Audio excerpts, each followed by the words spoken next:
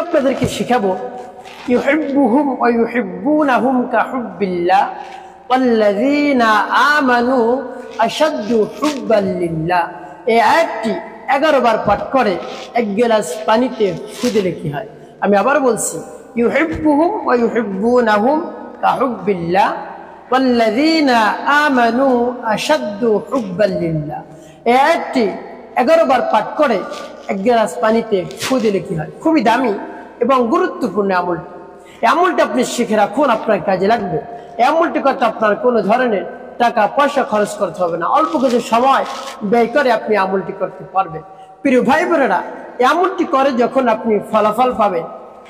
আপনি ফলাফল দেখে একেবারে আনন্দিত হয়ে যাবেন, খুশিতে আত্মহারা হয়ে যাবেন ইনশাআল্লাহ। প্রিয় ভাই বোনেরা, এই আমলটি করতে কোনো ধরনের টাকা পয়সা খরচ করতে হবে না। 5 থেকে 7 মিনিট সময় আপনি ব্যয় করুন, অবশ্যই আপনি উপকৃত হতে পারবেন। প্রিয় ভাই বোনেরা, আমলটি কিভাবে করবেন, কোন নিয়মে করবেন, আমলটি করে কিভাবে আপনি উপকৃত হবেন, আমি শুরু থেকে শেষ পর্যন্ত আপনাদেরকে বিস্তারিতভাবে বলে দিচ্ছি। আপনারাও অতি সহজেই বিস্তারিতভাবে এই আমলটি করতে পারবেন। প্রিয় ভাই বোনেরা, শুরুতেই বলবো এই আমলটি কেমন করে করবেন, তারপরে বলবো আমলটি করে কিভাবে আপনি উপকৃত হবেন। তাহলে চলুন কিভাবে আমলটি করতে হয় জেনে নেওয়া যাক। তাই বিস্তারিত জানার জন্য,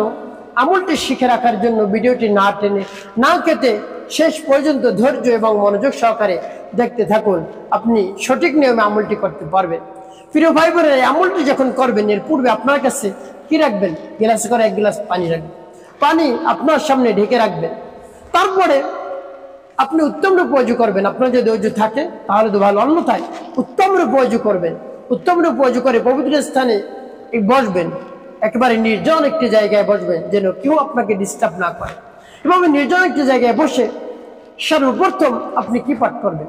আপনার জীবনের সমস্ত গুনার কথা স্মরণ করে ক্ষমা প্রার্থনা করবেন, হে আল্লাহ, আমার জীবনের সমস্ত গুনাহ খাতাগুলো আপনি মাফ করুন, আমার অন্তরকে পাক পবিত্র বানিয়ে দিন। এভাবে মহান রব্বুল আলামিনের কাছে আপনি বলবেন। এভাবে যখন বলা হয়ে যাবে, তারপরে নবী সাল্লাল্লাহু আলাইহি ওয়াসাল্লামের মুহাব্বত নিয়ে, ভালোবাসা নিয়ে 3 বার দুরূদ শরীফ পাঠ করবেন, সাল্লাল্লাহু আলাইহি ওয়াসাল্লাম, সাল্লাল্লাহু আলাইহি ওয়াসাল্লাম, সাল্লাল্লাহু আলাইহি ওয়াসাল্লাম। এভাবে যখন ইস্তিগফার এবং দুরূদ শরীফ পাঠ করা হয়ে যাবে, তারপর কোথাও ফু দেওয়ার দরকার নেই। তারপরে আমার দেখার নিয়ম অনুযায়ী সে আয়াতটি পাঠ করবেন। আর যখন সে আয়াতটি পাঠ করবেন, যে উদ্দেশ্যের জন্য আপনি আমলটি করতেছেন, যে সমস্যা দূর করার জন্য আমলটি করতেছেন, সেই সমস্যা কথা মনে মনে ভাববেন, চিন্তা করবেন এবং মহান রব্বুল আলামিনের কাছে মনে মনে বলবেন, হে আল্লাহ, আমার আমলকে কবুল করুন, আমার সময়কে আপনি কবুল করে নিন। এভাবে মহান রব্বুল আলামিনের কাছে বলবেন। তারপরে আপনি সেই আয়াতটি পাঠ করবেন। আর সেই আয়াতটি অতি সহজে আপনি মুখস্থ করতে পারবেন। আমি অধিক সংক্ষেপে আপনাদেরকে বলে দিচ্ছি, আর সে আয়াতটি শুদ্ধ করে আমি আপনাদেরকে বলে দিব। আপনারা আমার সাথে শুনে শুনে সে আয়াতটি মুখস্থ করে নিতে পারবেন ইনশাআল্লাহ। তো প্রিয় ভাই বোনেরা, সে আয়াতটি আমি আপনাদেরকে শুদ্ধ করে বলে দিচ্ছি। যেমন, বিসমিল্লাহির রহমানির রহিম, ইউহিব্বুহুম ওয়া ইউহিব্বুনাহুম কাহুব্বিল্লাহ والذين آمنوا أشد حبا لله يحبهم ويحبونهم كحب الله والذين آمنوا أشد حبا لله يحبهم ويحبونهم كحب الله والذين آمنوا أشد حبا لله। এভাবে যখন পাঠ করা হয়ে যাবে, আপনার সামনে পানি থাকবে, এর মধ্যে একটু ফুটে যাবে। তারপর আপনি আবারও পাঠ করবেন, বিসমিল্লাহির রহমানির রহিম, ইউহিব্বুহুম ওয়া ইউহিব্বুনাহুম কাহুব্বিল্লাহ والذين آمنوا أشد حبا لله يحبهم ويحبونهم كحب الله والذين آمنوا أشد حبا لله يحبهم ويحبونهم كحب الله والذين آمنوا أشد حبا لله পাঠ করা শেষ আবারও একটি ফু দিবেন তারপর আপনি মনে দরদ নিয়ে আবারও পাঠ করবেন বিসমিল্লাহির রহমানির রহিম يحبهم ويحبونهم كحب الله والذين آمنوا أشد حبا لله يحبهم ويحبونهم كحب الله والذين آمنوا أشد حبا لله يحبهم ويحبونهم كحب الله والذين آمنوا أشد حبا لله পাঠ করা শেষ আবার একটি ফু পানির গ্লাসের মধ্যে দিবেন প্রিয় ভাই বোনেরা কতবার পাঠ করবেন 11 বার 11 বার গুনগুনে পাঠ করে আপনি 11 বারই ফু দিবেন সর্বশেষ কি করবেন আর কোন উদ্দেশ্যের জন্য আপনি আমলটি করলেন আমি বলে দিচ্ছি আগে আমলটি শেষ করে নিন এরপর যখন 11 বার পাঠ করা হয়ে যাবে 11টি ফু দেওয়া হয়ে যাবে তারপরে নবী সাল্লাল্লাহু আলাইহি ওয়াসাল্লাম মুহাব্বত নিয়ে ভালোবাসা নিয়ে 7 বার দুরূদ ইব্রাহিম পাঠ করবেন একবারও কম পাঠ করবেন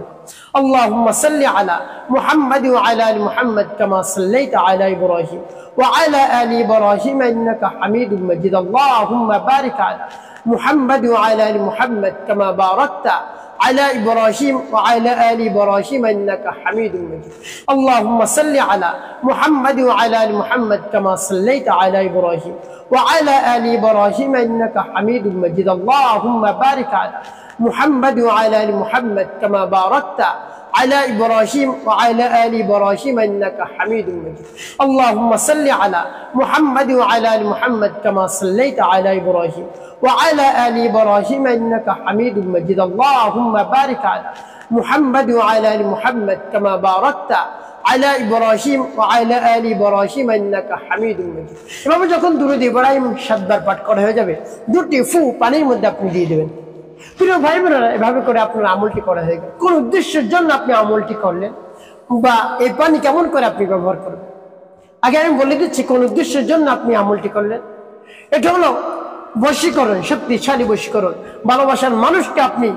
বশ করাতে পারবেন বাধ্য করাতে পারবেন ভালোবাসার মানুষ আপনার কাছে চলে আসবে একেবারে চুম্বকের মতো চলে আসবে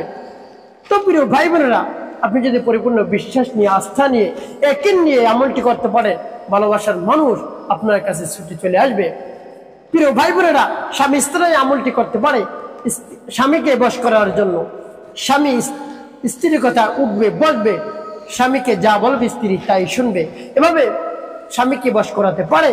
তো প্রিয় ভাই বোনেরা এভাবে আমার দেখার নিয়ম অনুযায়ী যদি আপনি আমলটি করতে পারেন আর যখন আমল করবেন যার উদ্দেশ্যে আমল করবেন তার নাম নেবেন তার মায়ের নাম নিয়ে আপনি পানির মধ্যে ফু দিবেন তাহলে কাজ হবে ইনশাআল্লাহ আর সেই পানি আপনি কি করবেন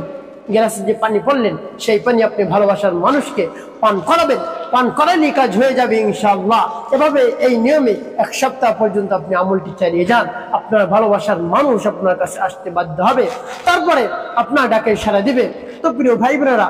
একটি অনুরোধ থাকবে সেটি হলো অবৈধ সম্পর্কের জন্য আপনি এই কাজটি করবেন না আপনি যদি কাউকে বিবাহ করতে চান সেটা ভিন্ন কথা তাকে রাজি করানোর জন্য তাকে প্রস্তাব আপনি পাঠাবেন সে গ্রহণ করবে কি করবে না এটা নিয়ে সন্দেহ যদি থাকে তাহলে এভাবে আপনি আমলটি করতে পারেন সে যেন প্রস্তাব গ্রহণ করে এভাবে আমল করে তাকে পানি খাওয়াবেন যে কোনো মাধ্যমে অবশ্যই আপনার প্রস্তাব গ্রহণ করে নেবে ইনশাআল্লাহ অবৈধ সম্পর্কের জন্য আমলটি করবেন না আর স্বামী স্ত্রীদের জন্য আমলটি করতে পারেন স্বামীকে বশ করানোর জন্য আমলটি করতে পারেন অবশ্যই স্বামী বশ হবে স্বামী আপনার সাথে কোনো ধরনের খারাপ ব্যবহার করবে না অবশ্যই আপনাকে পাগলের মতো ভালোবাসবে আপনার দিকে আকৃষ্ট হয়ে যাবে অন্য পর নারীর দিকে সে তাকাবেই না পরকীয়া করবে না শুধু আপনার জন্য পাগল হয়ে যাবে প্রিয় ভাই বোনেরা পরিপূর্ণ বিশ্বাসের সাথে আপনি আমলটি করুন অবশ্যই উপকৃত হতে পারবেন একটি কথা মনে রাখতে হবে